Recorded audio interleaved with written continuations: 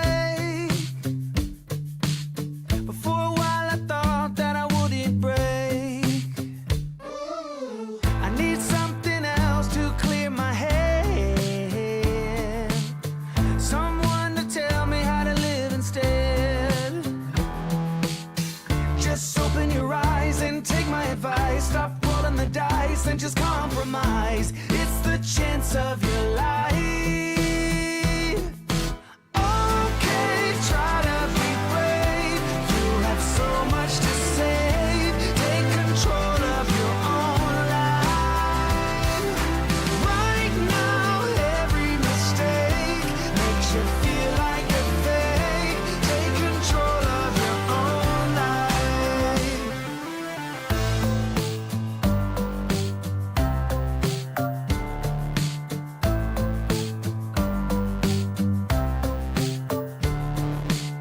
Without any thought, I keep moving on. I don't even care if my soul is gone. So many words that I should have said. Not concerned about how to live instead. Just open your eyes and take my advice. Stop rolling the dice and just compromise. It's the chance of your life. Okay, try to be brave. You have so much to save. Take control of your own life. Right now, every mistake makes you feel like a fake. Take control of your own life. Nothing in life is good. Tired and misunderstood. I would fight if I could. If I believed I should. Okay, try to be brave. You have so much to say. Take control of your own life. Okay, try to be brave. You have so much to say. Take control of your own life. Right now, every mistake makes you feel like a fake. Take control of your own life.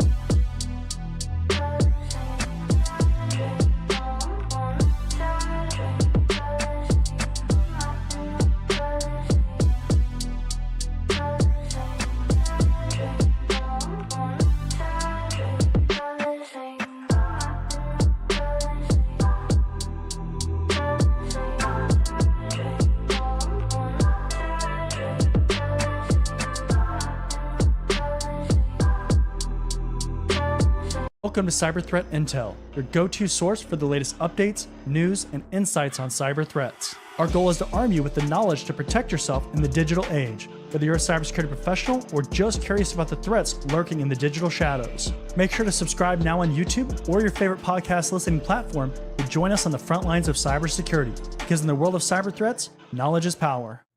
Hey, welcome to Cyber Threat Intel. This is episode number 16. It is Thursday, April 11th, 2024. I'm your host, John Good. How you doing today? How you doing on this happy Thursday? Almost to the weekend, so we're almost there. Keep pushing along, and we will be there before you know it, right? Tomorrow's Friday, and we'll be bringing in the weekend, and all will be good, right? You have to take a little bit of rest and recover from a long week, probably of cybersecurity stuff and just life in general, right? So, welcome to all that are joining us on the live stream. If you're watching on the replay or you're listening in a podcast platform, welcome as well. Glad to have you. Glad to have you tuning in to all the content and really taking your career seriously and this whole cybersecurity thing seriously. So, if you're new, one of the things that we typically do here is we start off the show by giving people a few minutes to hop on and get ready for the live stream and welcoming people, grab a snack, grab a drink, anything to get you through the episode. And then we do a few of the opening show notes and then we'll get into the articles. So it's always a good time here. Always a good time here, right? So depending on where you're listening or watching this show, you can find us a few different ways. So there's a few different options that you can find us. You can find us on the John Good Cyber YouTube channel, which will always be on. And then also for this episode, we are also streaming to LinkedIn. So on the John Good Cyber page, which is my profile, on the John Good Cyber X or Twitter account, as well as the John Good Cyber page on Facebook. So you can find us on any of those for the live stream or the on-demand replay. If you want to listen to a podcast format, so maybe you prefer the audio version, you can go to your popular podcasting platform or your favorite platform, Spotify, iTunes, all those, and just search for Cyber Threat Intel. You'll find us. We'll be right on there, and you'll be able to listen to the audio version. If you want to see all the platforms that we're on, you can go to cyberthreatintel.com. Again, cyberthreatintel.com, and you can see all the platforms that we're on. So YouTube, all the podcast platforms. You can also find our article feed. So if you want to see the articles that we talk about in the episodes, you want to read a little bit more into them, then you can find those articles on that feed. You can also find other articles that we don't have time for or that we don't make it to in the show, but they're also important reads as well. And those are all put in that feed as well. You can also see any kind of highlights or notes that we put in there too, which is really nice in case there's a certain article that you want to know more about. So that's really valuable and definitely recommend checking that out as well. Now, if you have professional certifications, so CISSP, Security Plus, whatever, right? Like one of those, or so many of them these days, but a lot of them require these continuing education credits. So you have to go to webinars or take trainings or things like that to maintain those certifications. Well, guess what? You can claim every one of these episodes for half a CPE and you can get credit for this. So that way you can just maintain your certifications for free. Obviously, at one point, you're going to have to pay that awesome renewal fee, which is always fun. But as far as getting your credits and getting those to maintain those certifications, take advantage of that, right? It's free. It's easy to do over the course of a year. You know, you can get all your credits that you need for any certification that's out there and you'll be good to go. So don't wait till the last minute to get those. Make sure that you're just taking advantage of those with every episode that you're tuning in for. Again, it's an easy way to get credits, so I don't know why you want to do it, right? Take advantage of it. It's easy. Now, with that being said, we do have a few more people that are going to be hopping on the stream here, so we'll just give people a few more minutes to go ahead and get on the live stream. While we do that, we'll take a second to talk about our sponsor for this episode, Cyber Training Pro, and I will see you on the other side of that. Are you tired of overpaying for cybersecurity training? Are you interested in training from industry professionals? Are you looking for cybersecurity career services? If you answered yes to any of those questions, then cybertrainingpro.com is the perfect platform for you. At Cyber Training Pro, we're a one-stop shop for all your cybersecurity needs. We can train you for industry certifications or just improve your overall knowledge and skills in a certain area. Unlike other platforms, we don't stop there. We can also coach you throughout your career, practice your interview skills, or create a high-performing resume with our career services. CybertrainingPro.com isn't just another training platform. Students get exclusive access to our private community where we go beyond training courses to provide additional content, tips and tricks, and engagement with both other students and staff. Look, by the year 2025, there could be as many as 3.5 million job openings in cybersecurity. With so much opportunity, why not maximize your career potential with a platform that cares about your success? Come join us at cybertrainingpro.com and start building your future today. All right. Thanks to Cyber Training Pro for sponsoring this episode. We love our sponsors. Sponsors actually help make all this content free and available to everybody. So it is extremely beneficial to have sponsors that support what we're doing and support the initiatives that we have in order to get this out to as many people as possible. So we couldn't be more thrilled to have sponsors. Now, if you are a company and you're stumbling upon this and you want to sponsor content, make sure to check out the description because there is more information about how you can get that conversation started with us and how you can basically get to sponsor content. So check out the description for that, and we would love to talk to you. So with that being said, we're going to go ahead and jump over to the screen and get into the articles. All right, so first article here, DOJ data on 340,000 individuals stolen in consulting firm hack. Cyber attack on a consulting firm working for the U.S. Department of Justice, the DOJ, resulted in the theft of personal and medical data belonging to more than 340,000 individuals. The data was supplied to a company called Greylock McKinnon Associates, GMA, a consultancy that provides, this in quotes, litigation support services and was assisting the department with the case. GMA discovered on May 30th its internal network was breached in a letter mailed last week to people impacted by the breach. The firm said it was a victim of a sophisticated cyber attack, and that's in quotes, although it did not provide any details on how the breach occurred or who was responsible. Your personal and Medicare information, and this is a quote, was likely affected in the incident, it told recipients of the letter. This information may have included your name, date of birth, address, Medicare health insurance claim number, which contains a social security number associated with a member, and some medical information and or health insurance information. And they also say here, it wasn't clear why this whole process took 8 months to assess the impact of the breach. The DOJ has yet to respond to media requests for comment on the incident. So typically, if you're not familiar with how incidents work, a lot of times companies need to bring in an external party, right? So a third party, some consultant firm or forensics firm or something like that, where they come in, they bring in their expertise, and they go through and basically do an investigation, right? They try to identify the attack vector that was used, the data maybe that was accessed, like all these kinds of things, right? And they put together a report and, do all those kinds of things. One of the things that we see with some of these investigations is that, they're not always cut and dry, right? A lot of times when companies announce that they have maybe had a breach, they don't always know all the facts. So these investigations can be quite lengthy depending on the complexity of them, really, right? But 8 months does seem like a pretty extensive amount of time, right? It's not just, a little bit of extra time, maybe a couple months, 8 months. So almost a year to really hopefully get to the core of this incident. So I'll be interested to see, kind of what comes out of this as far as if they give a little bit more explanation of why this took so long.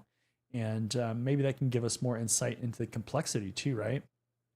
Now it says, this is, you'll like this, right? This is always an interesting and great comment here. The firm has offered those affected 24 months of an identity theft protection service and credit monitoring, so 2 years. It said it deleted the DOJ data from its systems after the incident. So if you've heard me talk about incidents and kind of where we see a lot of organizations kind of falling back on or using it as kind of a crutch, it's credit monitoring, right? Once they get hacked, that's kind of the default. Like, okay, we're going to give you 2 years of credit monitoring. And that seems to be like the accepted, one of the accepted solutions as far as when you get breached and personal data is impacted, right? And I've talked about this before. This goes along with all the privacy regulations that we're starting to see come up that really, maybe this is doing more harm than good, right? Like maybe this has given companies an excuse or a kind of an out to these identity theft cases or these incidents where data is stolen about personal data or personal people. So yeah, it'll be interesting to see if this continues to be a thing, right? Like I would like to see this not be the norm, but it's like every time we see an incident, we see a breach, it's just like 24 months of identity protection, right? Like without fail. So yeah. Another quote here: security through obscurity no longer exists. Frequently, firms who provide consulting services to government agencies are being targeted as the weak link in the chain, he said. So, yeah, I mean, if we look at the different kinds of organizations that are out there, obviously, certain organizations have certain enemies. They are targets by certain enemies, they're targeted by them. And this is no different, right? Certain kinds of attackers or groups of attackers are going after these companies because they have an interest in, infecting the government, affecting the government, doing something related to the government. And, it's just part of threat intelligence, right? We're attributing certain attacks to certain kinds of groups. We are connecting motives and those kinds of things about why they're attacking certain groups. There's always a motive behind these attacks, right? And a lot of times the attackers, they have the same kind of motives regardless of the companies they go for. So it's all kind of connected, right? They'll go after certain companies because the motive is still relevant against those companies. So just kind of an interesting thing to think about when we're talking about attackers and who they actually go after. That's why you have to know your enemy, right? You have to know who's going to attack you. You have to know the threats that you have in your organization or against your organization. And those are associated to risks, right? So it's risk management, threat intelligence, all of those things, kind of the 101 aspect of those. So next article here: consumers will finally see FCC mandated nutrition labels for most broadband plans. This is kind of an interesting evolution here. Now, it appears that a nearly 8-year-long battle by the FCC to require internet companies to display information on the costs, fees, speeds of their broadband services is finally over. Starting on Wednesday, all but the smallest ISPs will be required to publish broadband nutrition labels on all of their plans, the regulator announced. The FCC's intentions behind the labels is that they'll allow consumers to more easily comparison shop between plans and avoid any hidden fees.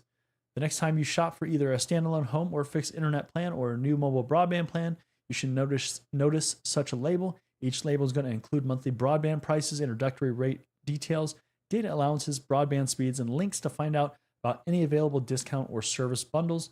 Links to network management practices and privacy policies should be listed as well. The label should appear both online and at physical stores. It also says most of the information in the labels is publicly available, but will require some time and research for the average consumer to sleuth out. So basically, they're saying this information is publicly available, but it's going to take you time to research it, right? It's one of those things where it's kind of buried or it's just difficult to find, right? Now, this reminds me directly of privacy regulations and how companies just collect all this privacy data, right? It's the same kind of thing. If you look at things like terms of conditions, right? They are so closely written in legal language that it is very difficult to kind of decipher what they're saying. Most people don't read the terms of conditions because they're so long and so confusing. And this is kind of just the same thing, right? Like this is where we've gotten to with businesses and how they are providing information, how they're collecting information, how they use that information, right? Like all of those things. So even as a company, right, if you're in a cybersecurity department or on a team, thinking about risk as far as the vendors that you're using, right? Do you actually go through the terms and conditions of that vendor and look through that and make sure of what they have in there? I mean, maybe you do, maybe you don't, right? Some people I'm sure don't. And they just kind of blindly assume, hey, this is a well-known vendor or this is a small vendor or whatever, right? So we're just going to go with them. And that can certainly be dangerous. And it could be a challenge, right? You've got to get decent at being able to review these documents. Even if you have a legal department, you should understand from a cybersecurity aspect what kind of risks are associated in your terms of conditions, right? Availability, uptime, security, the types of controls they have, if they have any compliance certifications, if they're audited, right? Like all these kinds of things are things that could be in a terms of conditions, or you could get these companies contracted to do certain things, right? Like you could require them to allow you to audit them in order to do business with you, or things like that. So these are just kind of things to be thinking about. Even though this is just specifically about broadband with this article, it does kind of bring up these other issues that are real concerns in any organization, right? So keep that in mind as you're kind of going through your career, because it will be applicable if even if it's not right now. So it is important for sure. Now, next article here: malicious PowerShell script pushing malware looks AI written. Threat actors using PowerShell script that was likely created with the help of an artificial intelligence system such as OpenAI's ChatGPT, Google's Gemini, or Microsoft Copilot. The adversary used the script in an email campaign in March that targeted tens of organizations in Germany to deliver the Radamanthys information stealer.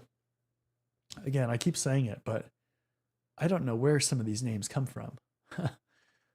Recently, the threat actors started using the Radamanthys modular stealer that constantly expands its data collection capabilities, clipboard, browser, cookies. The info stealer has been distributed since September 2022 to multiple cybercrime groups under the Malware as a Service MAAS model. So if you aren't familiar with this, or you haven't seen anything on this Malware as a Service kind of offering, these things do exist, right? Like you can go basically rent malware just like you would go to a cloud provider like AWS or something, and you can kind of just lease it out, right? And that's kind of scary, because no longer is it kind of this sophisticated attacker needed in order to pull off these attacks, or a script kiddie that has scripts that they can leverage. This is just even more basic than a script kiddie, right? You don't even have to access necessarily some of the malware. You can just go kind of rent it. And we've definitely been seeing this pop up over the last couple years, even more. And so it's becoming more and more of a concern, just the availability of this stuff. If you remember back to something called the low orbit ion cannon, that was kind of, a very powerful tool that you could just download and you could run off your system. So you had to actually run that tool, right? And that's just one that I bring up because that was such a, such a tremendously powerful tool, but you could just download that, right, and run it. Now you could just go to a website. You can, I don't know, pay with PayPal or crypto probably, and just rent some of this malware and start having it sent off to different locations. So it's getting quite alarming, right? How easy it is to do some of this stuff. Cyber Warrior says, John, you the man. Appreciate it. Glad to have you on the stream again. Glad to have you. Let's see here. What does it say? The message has included a zip archive protected with the password MAR26, which contained a malicious shortcut file, so a .lnk. Accessing the shortcut file triggered PowerShell to run a remote script. So you open up the shortcut file and then it runs this PowerShell script. PowerShell script decoded the base64 encoded Radamanthys executable file. I'm probably never going to say that easily.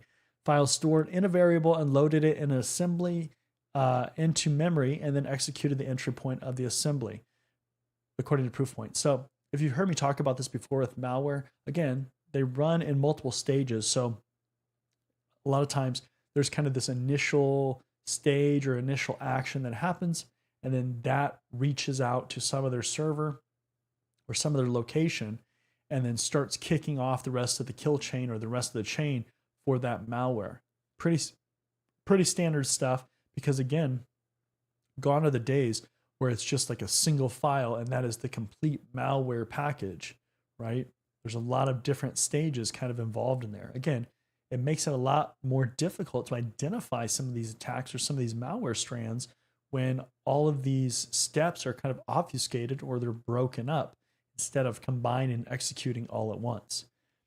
It says, analyzing the PowerShell script that loaded the malware, the researchers noticed that it included a pound hash sign, so a hashtag, followed by specific comments for each component, which is uncommon in human-created code, right? And I think here they're saying basically, I think they're basically saying that programmers don't comment their code. They don't document their code. They just create it and then they put in a comment every once in a while, right? Not every single line. Bleeping Computer used ChatGPT-4 to create a similar PowerShell script, and the output code looked like the one seen by Proofpoint, including variable names and comments, further indicating that it's likely that AI was used to generate the script. So they have a similar result as what was identified as the malware. So that can be helpful, right? Like if you have access to some of these tools, you can try to replicate some of this stuff and again start putting the pieces together. The more information that you can decipher about this stuff or create a better profile about this stuff or about attackers, about threats, about malware, all that kind of stuff, right? The more informed that you are, the better off you are, right? Because you'll have more information, you'll know more about what you can kind of protect and how to prevent things. So very important lesson as far as preventing malware from infecting your systems. AT&T now says data breach impacted 51 million customers. Uh-oh, not good. Not good. AT&T is notifying 51 million former and current customers, warning them of a data breach that exposed their personal information on a hacking form. However, the company has still not disclosed how that data was obtained.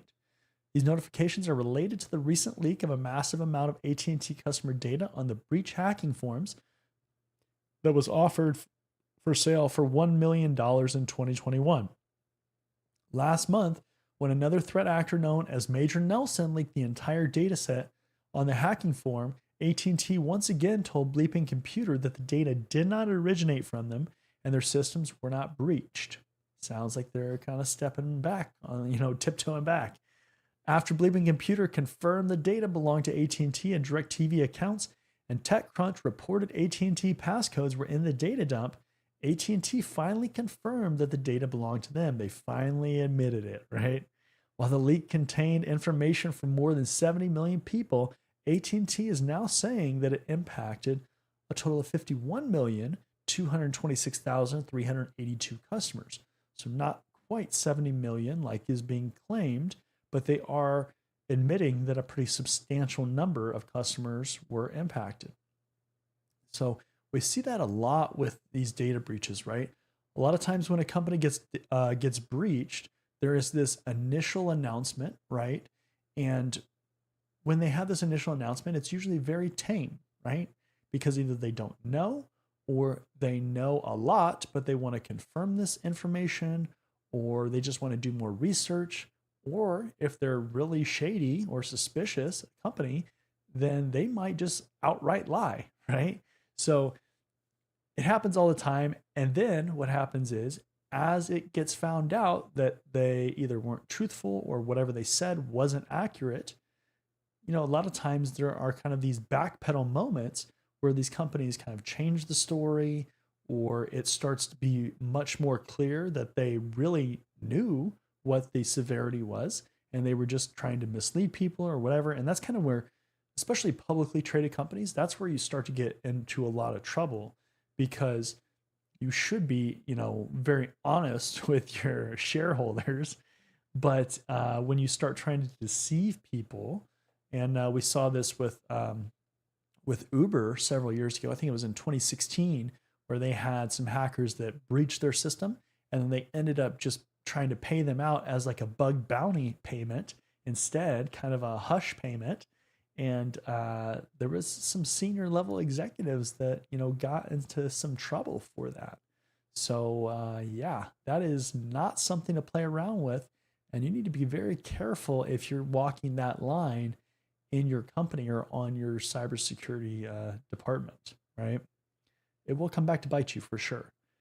For the admitted security lapse and the massive delay in verifying the data breach claims and informing affected customers accordingly, AT&T is facing multiple class action lawsuits in the US. Yeah, and then that's where it starts to come out, where they start to identify, who knew about it? How long did they know about it? Are there emails corroborating what they're saying? Is there, are there emails that are clearly showing that they knew what was going on and they tried to deceive people, right? Again, there's going to be more to this story for sure. And it's always interesting to see these play out, especially when there's a bunch of wrongdoing, right? I'm not saying there's wrongdoing here because we don't know yet, but in those cases where there is wrongdoing, it just shows that companies are still, not sold on the idea always of being secure, right? Or that it's that big of a deal when they try to kind of cover it up. So, interesting story. This is not the last time we're going to hear about this, I'm sure, especially as these kind of lawsuits go through and if they, are successful, if they win, and the payments that go along with that, all those kinds of things. So, Cyber Warrior says, where do you find all this news? So I track news all the time. So all the news that is going on through the interwebs for cybersecurity, for threat intelligence, for all this stuff. So I have a whole bunch of different places that I get news from, and I track it from. And so that's why you really want to follow this show as well as our feed on cyberthreatintel.com, because you'll get access to all this stuff, right? Like if you go there, and you pull up the feed, you'll see the articles and be able to go through all of them, right? So yeah. And Cyberware also says, this is by far the best place to get current cyber news. It's the only place I go. Well, I appreciate that. I'm glad to have you.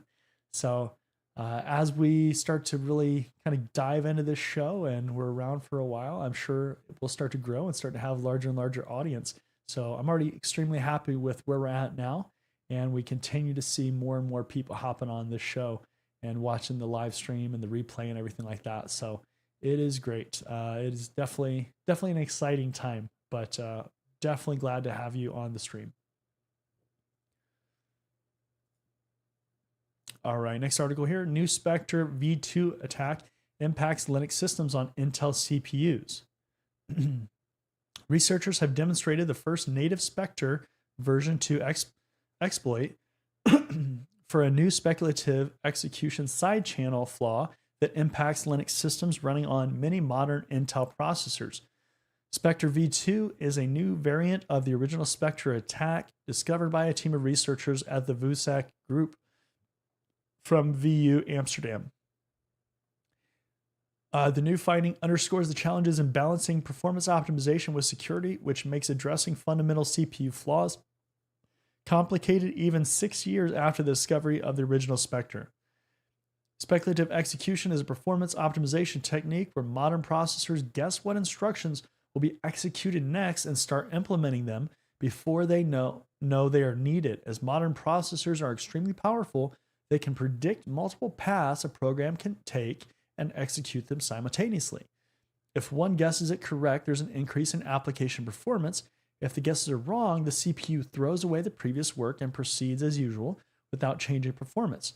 So basically, it can try a lot of these ways to optimize that performance at once, and it finds the best way and kind of gets rid of everything else, right? However, with this feature while this feature improves performance, it also introduces security risks by leaving traces of privileged data in CPU caches, which attackers can potentially access. This data can include account passwords, encryption keys, sensitive personal or corporate information, software code, and more. As a Cert Coordination Center, CertCC disclosed yesterday the new flaw, tracked as CVE 2024-2201, allows unauthenticated attacks to read arbitrary memory data by leveraging speculative execution, bypassing present security mechanisms designed to isolate privilege levels. And then it gives a whole bunch more about this and the infected versions and everything. So any time that memory is information is retained in memory on a computer, right, that can be of concern, right? Especially when it's encryption keys or passwords or any kind of like sensitive data, especially, right? Now we've seen other attacks where they've actually divulged things like encryption keys. And I think was it Poodle, the Poodle attack? I'm trying to think back. But there has been, examples of this, and it's not great, right? Like, how do you prevent that, right? You as a computer owner, you're probably not going to be able to really do anything about it. It's kind of at the fundamental computer level of how all this stuff works. But it is certainly interesting to, see that a risk like this exists. It's concerning, obviously, but as an attacker or as a penetration tester, it's certainly fascinating. And especially if you're a penetration tester and you're trying to get sensitive information and you can, pull off something like this and kind of show it off, that's pretty cool, right? Especially if you're the first one to find it. But this underscores too that Linux is vulnerable to attacks, right? It's vulnerable, it has vulnerabilities. It's not, immune to attacks. One of the things that we see a lot with computers and kind of this perception is that Windows is very vulnerable, right? Windows is vulnerable. It's got all the vulnerabilities. It's the only one that's exploitable. And then we have Linux systems or Mac systems, and some people, especially the ones that are not as technically proficient, see Mac computers as immune to vulnerabilities, immune to malware, those kinds of things, right? It's just not the case, right? There are different vulnerabilities for every kind of system, right? There may not be the same vulnerability, or it may not be a variant of the same vulnerability, but all systems have vulnerabilities, right? They just might be different. So keep that in mind. Linux systems are not immune to vulnerabilities. Next article here, 22 hunt forward missions deployed overseas in 2023, Cyber Command leader says. U.S. Cyber Command expanded the use of its elite digital warfighting core in 2023, deploying the team nearly 24 times around the globe to uncover malicious software and bolster the defenses of allies, the command chiefs said on Wednesday. The command sent personnel from the Cyber National Mission Force, the CNMF, on 22 hunt forward missions to 17 different countries last year alone. Air Force General Timothy Haw, who also leads the National Security Agency, said in written testimony to the Senate Armed Services Committee. In all, the last year's expeditions collected over 90 malware samples that were then publicly released and shared with the U.S. cybersecurity community, according to Haw. Such disclosure, and this is a quote, such disclosures can make billions of internet users around the world safer online and frustrate the military intelligence operations of authoritarian regimes. Last year also marked for the first time in the command's history that hunt forward operations occurred simultaneously in all the Defense Department's geographic combatant commands, so Europe, Africa, Indo-Pacific, Central, Northern, and Southern areas of responsibility. So I'd love to hear people's thoughts on this idea of these hunt forward kind of operations and sending military to uncover malware and kind of find these hidden gems, right, that help people stay secure. It's always interesting because the military or governments, they tend to have a lot of compute power or processing power and resources available to them, where if they can use that, right, to, for instance, evaluate malware, find malware, those kinds of things, that could certainly be helpful for, Joe's convenience store or whatever, some small company that doesn't have extensive resources to secure their organization, right? They just need something simple where they can update their software and be secure, or have these malware samples that are in the signatures or the antivirus definitions or whatever it is to protect their organization, right? So there's pros and cons, right? And especially when the military gets involved, it's always there's always controversy for sure.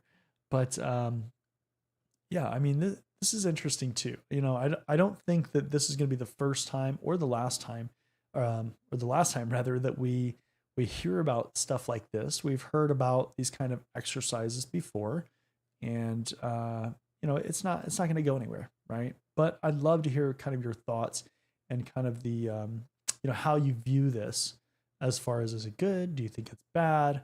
What are your thoughts? Love to hear them. All right, next article here, CISA to expand automated malware analysis system beyond government agencies. And this kind of carries on past the last article, right? Businesses and other organizations will be able to submit samples of malware to the U.S. government for analysis under a new program run by the nation's top cybersecurity agency. The Cybersecurity and Infrastructure Security Agency, CISA, said its malware next-gen service has been available to government and military workers since November, but it's now opening up to the private sector. Eric Goldstein, the agency's executive assistant director for cybersecurity, said the automated system enables federal threat hunting analysts to better analyze, correlate, enrich data, and share cyber threat insights with partners. And this is a quote, effective and efficient malware analysis helps security professionals detect and prevent malicious software from enabling adversary access to persistence within an organization, Goldstein said. So this is kind of along those same lines, right, of that last article where they were able to find those different malware samples or examples of malware. And it's more of a collaborative or cooperation effort between the government, military, and private businesses, right? And, you know, from a security standpoint, certainly if you're trying to defend an organization and it's not the government, right? You would love to benefit from some of that information of how you can better defend your organization against malware and things like that that you don't have the resources to identify, right? A lot of organizations aren't able to fully analyze malware and find the specifics to it and reverse engineer it and those kinds of things to do things like creating signatures. So it is tremendously of value for those kind of organizations, especially the smaller shops, right? Again, if you have one person doing your security work, that person's not going to do reverse engineering. They're going to be busy with other stuff, I guarantee it. Now it says, since the effort was unveiled in November, CISA said almost 400 registered users have submitted about 1,600 files for review, leading to the identification of about 200 suspicious or malicious files and URLs. Those files and URLs were shared with partners in an effort to better protect them from potential infection, the agency said. So there have been platforms kind of like this that have been out there where you can submit samples or you can submit files, you can submit URLs, you can, submit examples to these sites and they will do some kind of analysis and help identify signatures or potential malware, potential wrongdoing, or bad actors, right, associated to this. So this is one of those things where the internet is huge, right? Like it's massive. There's so many websites and files and users out there that are across the entire internet that if there isn't some kind of collaborative effort or cooperation here between organizations and the internet in general, it's going to be very difficult to combat this stuff, right? We see this all the time. Attackers are able to constantly just spin up new domains and spin up new techniques, new servers, and do all this stuff very rapidly, right? With little intervention, and they can just keep kind of shifting around throughout the internet, and it's dangerous, right? But the better that we can kind of create these databases or these signatures and put them into databases that we can leverage, the more secure we can kind of start to be, right? It's always going to be a battle, right? It's never going to be one that we just completely win outright. But certainly we can make it a lot harder on attackers than we are, right? And I think this is just kind of one of those steps towards that, or trying to do that. Maybe there's underlying motives. I don't know, right? We'll see. It wouldn't be entirely surprising, right? If there's some kind of underlying motive here, but maybe we'll see. Maybe we won't see. I don't know. So Tony says, thank you for sharing the analysis of the cybersecurity news. Hey, you're welcome, Tony. Glad to have you. Dos says, thank you for what you're doing, John. I was looking for a source of cybersecurity news. Well, sounds like you found it. It's a great resource for you to use if you just want to stay up to date, or if you have certifications or anything like that that you need to maintain. we're here for you. We are here for you for sure. So, all right. So that is going to be the last article for today's episode. Again, this is episode number 16 of Cyber Threat Intel. It is Thursday, April 11th, 2024.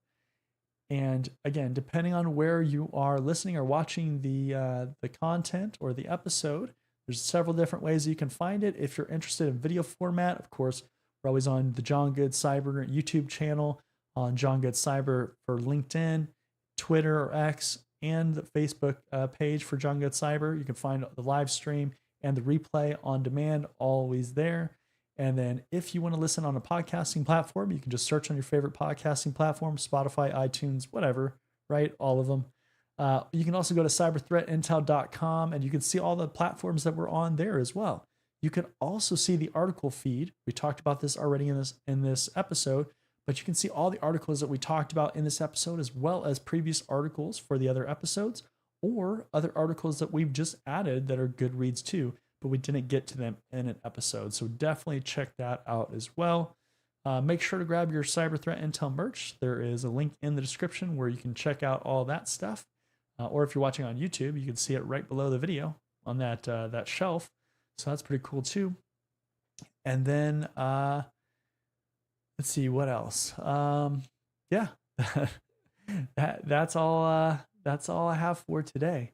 So with that being said, thank you everybody for joining. Make sure to check out our sponsor, Cyber Threat and Cyber Training Pro, and I'll see you in the next episode. See you later. Are you tired of overpaying for cybersecurity training? Are you interested in training from industry professionals? Are you looking for cybersecurity career services? If you answered yes to any of those questions, then cybertrainingpro.com is the perfect platform for you. At Cyber Training Pro, we're a one-stop shop for all your cybersecurity needs. We can train you for industry certifications or just improve your overall knowledge and skills in a certain area. Unlike other platforms, we don't stop there. We can also coach you throughout your career, practice your interview skills, or create a high-performing resume with our career services. CybertrainingPro.com isn't just another training platform. Students get exclusive access to our private community where we go beyond training courses to provide additional content, tips and tricks, and engagement with both other students and staff. Look, by the year 2025, there could be as many as 3.5 million job openings in cybersecurity. With so much opportunity, why not maximize your career potential with a platform that cares about your success? Come join us at cybertrainingpro.com and start building your future today.